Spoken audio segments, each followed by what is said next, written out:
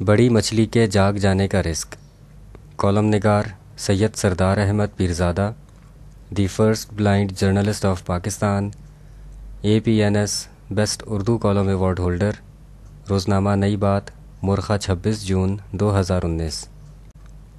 ہم نے چھوٹے ہونے کے دنوں میں سندھ باد جہازی کی وہ کہانی تو ضرور پڑھی ہوگی جس میں اس کا بحری جہاز سمندری طوفان میں تباہ ہو جاتا ہے۔ سندھ باد جہازی اور اس کے چند ساتھی ٹوٹے ہوئے جہاز کے تختوں سے چمٹ کر سمندر کی لہروں پر تیرتے ہوئے خشکی کے ایک چھوٹے سے ٹکڑے پر جا اترتے ہیں۔ جان کے بچ جانے کا یقین آنے اور زندگی دوبارہ پانے کی خوشی جب آہستہ آہستہ کم ہوتی ہے تو انہیں سردی تنگ کرنے لگتی ہے۔ وہ ادھر ادھر گھوم کر خشک جڑی بوٹیاں اکٹھی کرتے ہیں اور پاس پڑے کنکروں کو ٹکرا کر چنگاریاں پیدا کرتے ہیں جس سے خشک جڑی بوٹیاں آگ پکڑ لیتی ہیں۔ وہ اس کامیابی پر پھولے نہیں سماتے اور اچھلنے کودنے لگتے ہیں کہ اچانک انہیں زمین میں تھرتھراہٹ محسوس ہوتی ہے۔ پہلے تو وہ اس پر کوئی خاص توجہ نہیں دیتے اور آگ میں مزید ایندھن ڈالتے رہتے ہیں، لیکن رفتہ رفتہ زمین باقاعدہ ہلنا شروع ہو جاتی ہے اور پھر خشکی کا وہ چھوٹا سا ٹکڑا سمندر میں دائیں بائیں ڈولنے لگتا ہے۔ وہ معاملے کو سمجھنے کی کوشش ہی کر رہے ہوتے ہیں کہ اچانک ان میں سے ایک چیخ چیخ کر بولتا ہے کہ وہ دیکھو۔ جدھر وہ اشارہ کرتا ہے سب ادھر مڑ کر دیکھتے ہیں تو انہیں معلوم ہوتا ہے کہ اس کنارے پر ایک بہت بڑی مچھلی کا سر اٹھا ہوا ہے، اور وہ جس جگہ کو خشکی کا ٹکڑا سمجھ رہے تھے وہ اسی بہت بڑی مچھلی کی کمر ہے۔ یہ مچھلی برسوں سے سطح سمندر پر سو رہی تھی اور اوپر کے آندھی طوفان نے اس کی کمر پر مٹی جما دی جس میں جھاڑیاں اگائیں۔ اب جب ان مسافروں نے اچھل کود کی اور سردی سے بچنے کے لیے آگ جلائی تو ہنگامہ آرائی اور آگ کی حرارت سے مچھلی جاگ گئی۔ آئیے اس کہانی کو ہم اپنے حالات کے مطابق دیکھتے ہیں۔ پاکستان ایک زرعی ملک ہے، لیکن یہاں سب سے زیادہ بوئی اور اگائی جانے والی چیز خبریں ہیں۔ دن رات اندر باہر اور دائیں بائیں کے ہر قسم کے میڈیا پر خبریں ہی خبریں بتائی جاتی ہیں، جن میں زیادہ تعداد سازشی، دکھی اور پریشانی والی خبروں کی ہوتی ہے۔ ان کے اثرات سیاست اور عام لوگوں کے ساتھ ساتھ اہم اداروں پر بھی ہوتے ہیں۔ انہی خبروں کے ذریعے اپنی راہ میں رکاوٹ سمجھنے والے اداروں کو اس طرح نشانہ بنایا جاتا ہے کہ پتہ بھی نہ چلے اور اس کا امیج خراب کیا جائے کہ لاٹھی ٹوٹے بغیر معاملہ حل ہو جائے۔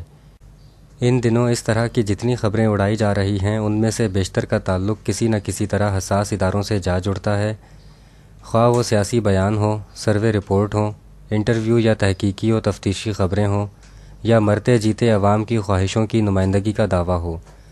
حساس اداروں کا ذکر کہیں نہ کہیں ضرور کر دیا جاتا ہے، جیسے فلاں شہر میں سرکاری افراد کے ہاتھوں کچھ لوگوں کی ہلاکت ہوئی، جبکہ یہ فوراً بھلا دیا جاتا ہے کہ سیکیورٹی اداروں نے اپنے کتنے جانبازوں کا خون ان بے پر کی اڑانے والے سازشیوں کی زندگیوں پر قربان کیا ہے۔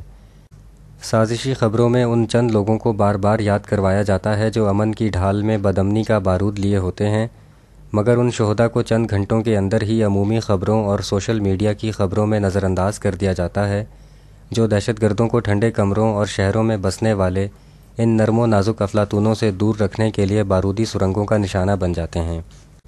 فرض کریں سیکیورٹی ادارے دہشت گردوں کی زرخیزی والے علاقوں میں دہشت گردوں کا پیچھا چھوڑ دیں اور خود کو محفوظ مقامات تک محدود کر لیں تو شاید سیکیورٹی اداروں کو دہشت گردوں کے خلاف ایک گولی بھی نہ چلانی پڑے اور ان کے اپنے خون کا ایک قطرہ بھی نہ بہے، مگر وہ دہشت گرد ٹھنڈے کمروں اور شہروں میں بیٹھے ان حسن و جمال کے پیکر نرم و نازک فلاسفروں تک پہنچ جائیں تو سوچئے کیا ہو۔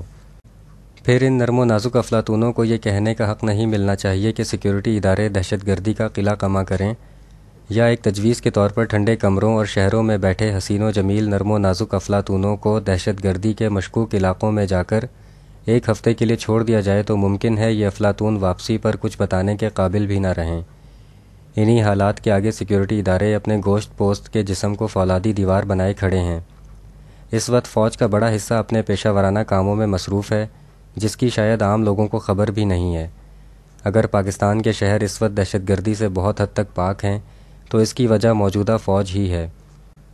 پاک فوج پر اس وقت ہر طرح کے اندرونی اور بیرونی حملے ہو رہے ہیں اور یہ ادارہ سب سے زیادہ مشکل میں ہے، لیکن ہم گزر جانے والے گہرے سمندر کے خوفناک طوفانوں کو بھول کر خشکی کے ملنے والے چھوٹے سے ٹکڑے پر آگ جلانے، اچھل کود کرنے اور ہنگامہ آرائی میں مصروف ہیں۔ کیا یہ سب معاملات کسی اور کو ہی کنٹرول کرنا ہوں گے؟ ان حرکتوں سے اگر خاموشی سے تیرتی ہوئی بڑی مچھلی جاگ گئی تو کیا ہوگا؟ اندازے لگانے والے کہتے ہیں کہ اگر اس مرتبہ ایسا ہوا تو یہ سابقہ چاروں فوجی عہدوں سے بہت مختلف ہوگا، جس میں شاید کسی کے لیے معافی کی گنجائش نہ ہو۔ شکریہ، دی اینڈ۔